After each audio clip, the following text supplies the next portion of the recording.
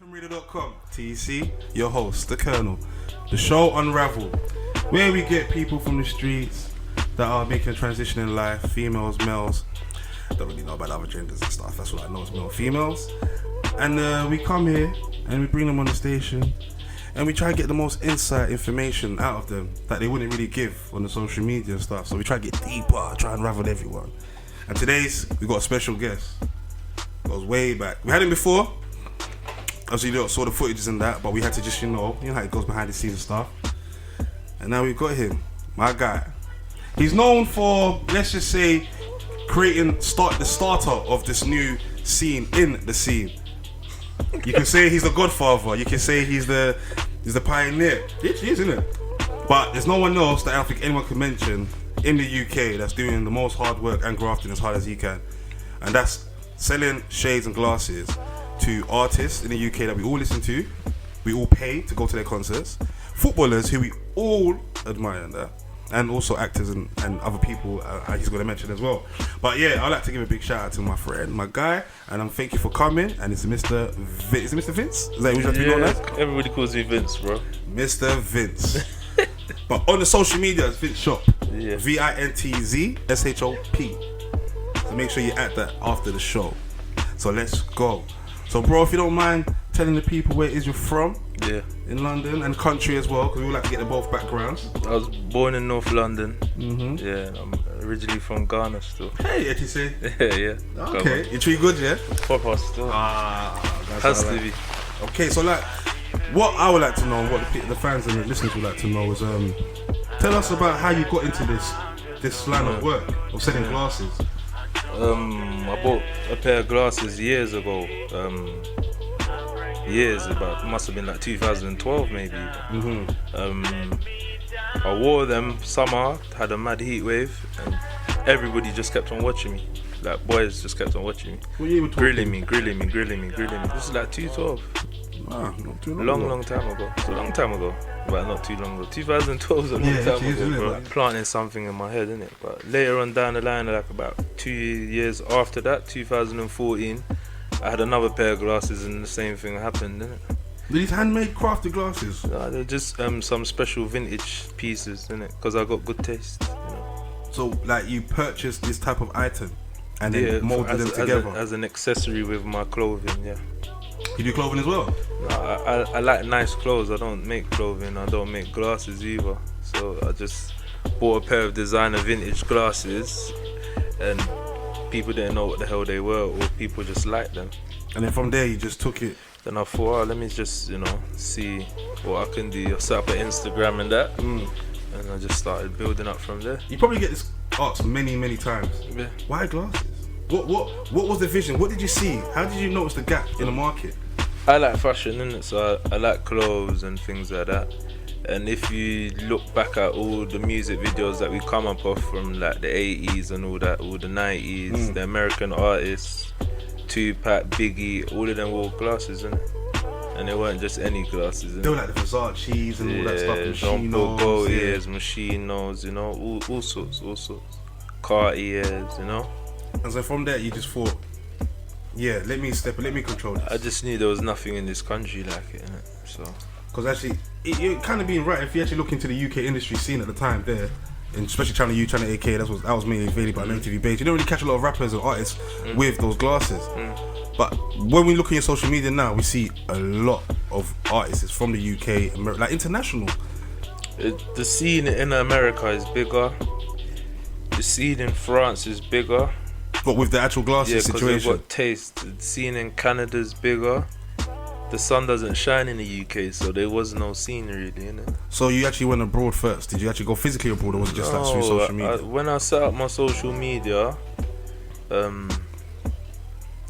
got like a few DMs and inquiries and all that. I don't even think there was DMs like that, to be honest with you. It was just people acting on the page, and then they wanted to purchase it, but they just they didn't know how to, innit? Because I didn't have a website, didn't have anything like that. But when I asked them where they were from, none of them were from England. Oh, for real? Yeah, they were all from America, France. So did that give you like a... It made me know that, okay, I know who likes my stuff already, but I need to build on here, innit? And how did you find it building in the UK? Because like the question I will ask now is that, like I said, glasses. I know probably from your local neighborhood and stuff, people were probably thinking, "What you on, mate? What you doing?" Like, was you getting a backlash for the fact that you was trying to do something different? Certain man looked at me strange, but I just kept on doing what I was doing. You believed in your actual dream and vision. Yeah. So it wasn't. How can I say? I wasn't encouraged at the time, like that. As in, people weren't pushing me like, "Yes, do that, run with it." They were just like, "What the hell is this guy on?" You know what I mean? Did some of that bring you like? So you say they didn't let that affect you because you saw what you was going ahead. I don't get affected by things like that. Someone's always connected to somebody. That's what you've got to understand in it. So I could say somebody is a civilian, but they were actually not a civilian, and they want to come up as well. But they knew people who were big. So it's just one of those things. You can't. Everybody's a civilian, bro. Which is very true. You get true. what I mean? So it's just word of mouth and building. But it built so quick. So when did you realize that this product, this dream, this vision I have, there's a big demand for it? Like, when did you? Who was the client that made you think, yeah, I've got this, or I'm going through? Because me personally, when I knew I had it or it was gonna work, is I set up my website and I got a purchase. And then from there, yeah, and the purchase was from abroad, from France, like you mentioned. And then the next one was from America. Then the next one was from Canada. Were these normal people, civilians? Normal civilians that paid their money, trusted in me. I wake up in the morning, going to get the glasses from the office and going to the post office. And that was quick things. Just took it from there. And then from there, how can you not have belief in what you've done in it? Something out of nothing, if you get what I mean. Which is very true. Yeah. Which is very true. So how did you overcome the haters? I didn't have any haters like that, but I just had doubters. How did you overcome it? You can't have a hater if you're not. How can I put this? The biggest hate I feel that you could get from anybody is somebody in the same field as you.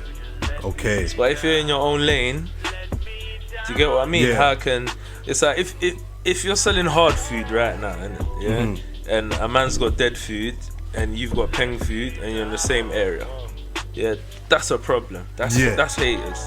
Do you get what I mean? But if I'm selling glasses, I'm doing my thing and you're shotting. It's a different. You can't watch me. You can't hate. You're making more bread than me, B. So they have to, which is very true. That's what it looks like. Or that's what it is, really. You get what I mean? So 6 years in the game, doing glasses. Yeah. Have you travelled abroad as well yourself, personally, to meet To meet people? Yeah. No, everybody's come to me, luckily, fortunately.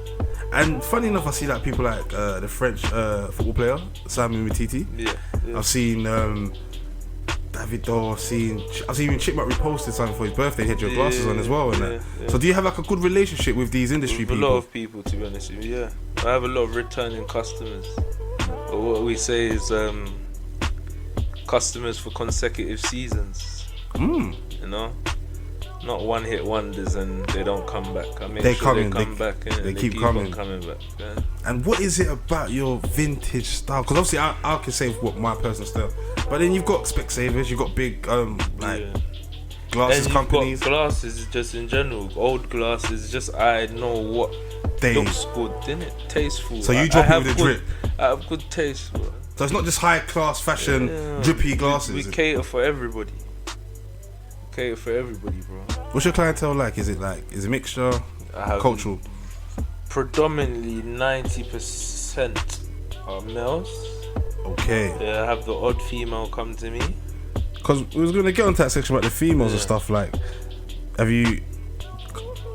You would have thought females would have tend to because they really like glasses. Yeah. But then they want it for free. No. You don't get those offers? I don't want to be rude, but a girl doesn't mind. Some women don't mind wearing £5 glasses. Okay, so what is it? £10 glasses because they just throw them here and there, and they're just on a quick holiday. And so how much are yours? all sorts. I got glasses ranging from £100 up to, it depends. Depends, like, go hit the bags. Depends on the diamonds. Yeah, depends Okay. on all sorts. So cool, footballers. Yeah, The footballers get the same. Are they buying the £100 glasses? I doubt it. they're buying what they want. That's a good answer. I'll be honest with you. I don't promote anything expensive. I don't promote the most expensive glasses on anybody. Okay. I just promote what suits them first, and then we discuss tasteful and what your attire is like, and this does not match your attire, and this one will. So you're like a fashionista, like. I'm slightly a stylist. Stylist, as well. yeah. I could be. Yeah. I'm definitely a face stylist when it 'Cause you've comes got to that covered, when innit? your clothes are on. 100%. That's proper. 100%. Do they charge you as well for that? Yeah. Charge me, Yeah. or I charge them. You charge them, so yeah. Do you charge them for that? I don't, innit? It's just part and parcel of the business. It's part of the business still. Yeah. Because I've noticed I'm that. here to help, innit? You're a visual representation of the brand, innit? So I would not sell you something that makes you look like a clown for you to walk down the road and you think you're this guy and you don't look good in it. What was you doing before this? Before the whole, like, we want to know. Because, you know, how old are you feel, man, telling the people? I'm 32 now, bro. I'm Cool. old man. So we're talking 6 years and that, you know what I'm saying? So Yeah. even in your early 20s and your teens, what was life like growing up in the UK and that, in your neighborhood? Well, you know, bro, so why you asking me silly I questions? know, but the people don't know. The people don't know. Do you know what I'm saying? It's all. See, in Unravel, that's the whole point. You know, everyone's got this thing of like, when you're like, would you class yourself as an influencer?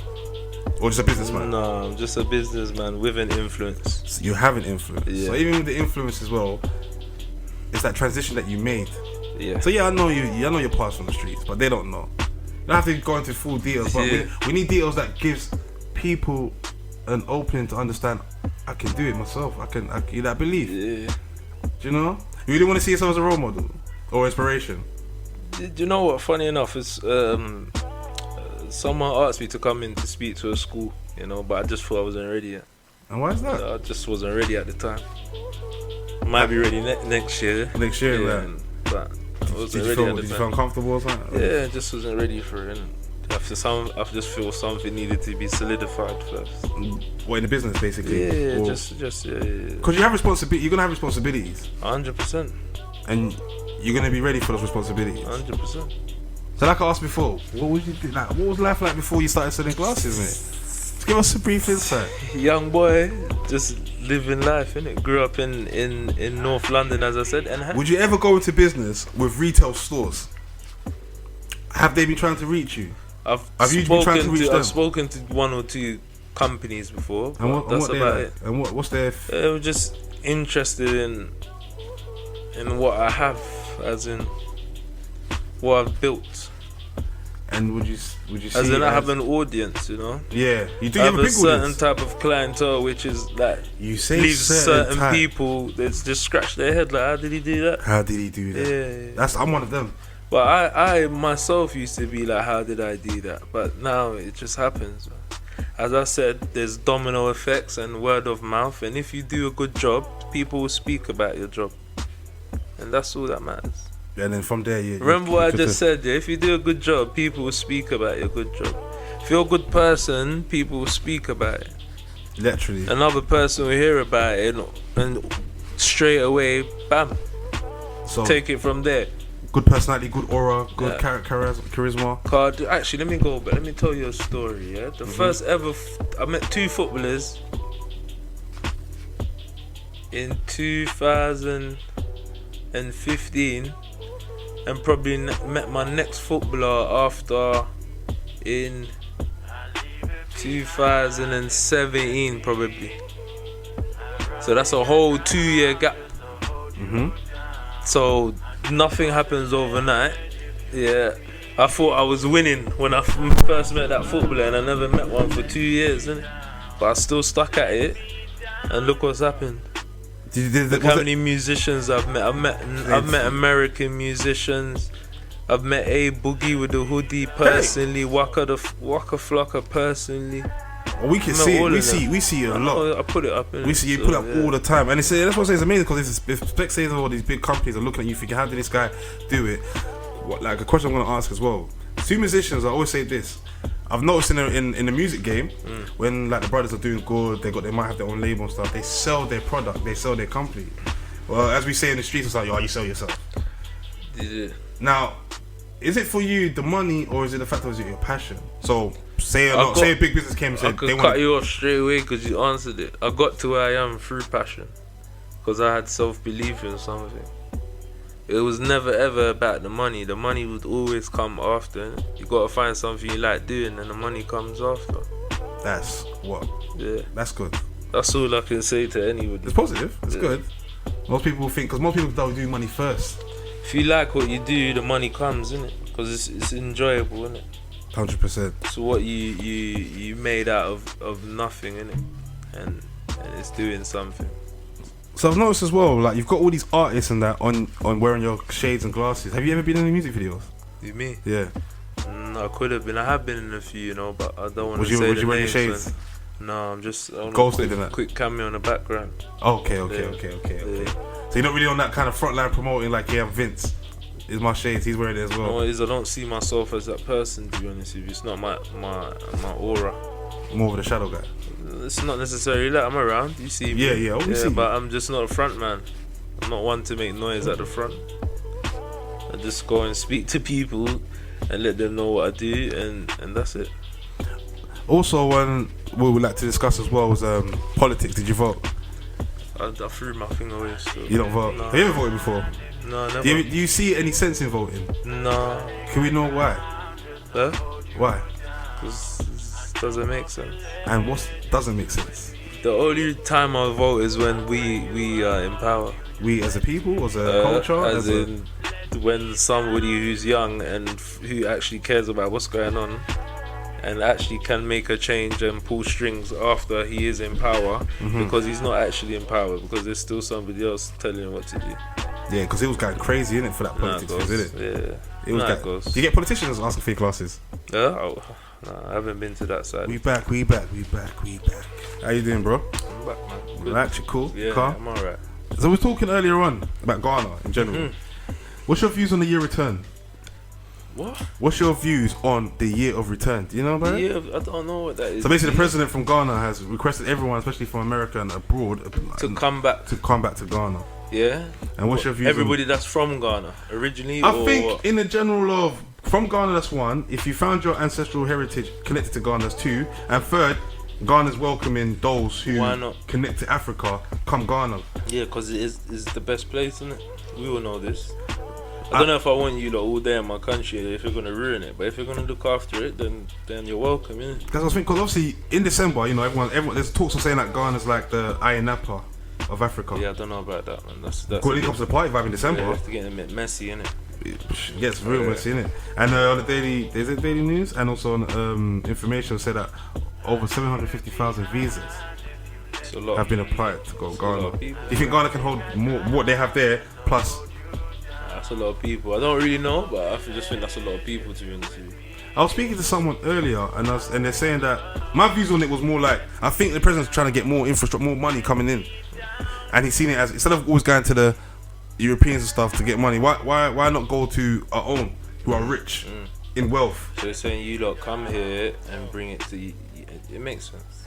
That's my view. I'm hoping that's the truth. Build up the little bit of tourists, get a bit of tourists. Because Ghana is probably one of the best tourist places in Africa. Ghana is one of the most peacefulest places in the world. It is, isn't it? Oh. Are you going to Ghana this year? Unfortunately, I'm not. Did you go last year? Nah, bro.